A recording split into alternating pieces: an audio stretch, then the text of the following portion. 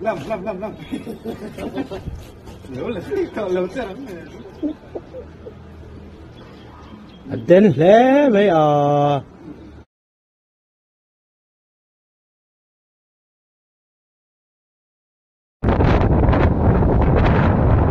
rồi nên thọc nó sẽ mấy xem đấy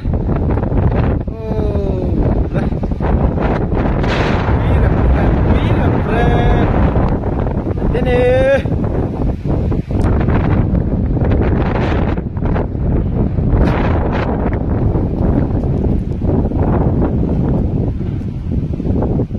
số này là transformer đây mà mình lắm bằng chú tí nó sắc khóc mà in song anh bị thình phèn po hay nó còn cả thá khu in chung bốc cố hốc không mấy tiếng line ngoài anh bị syntax sẽ po khu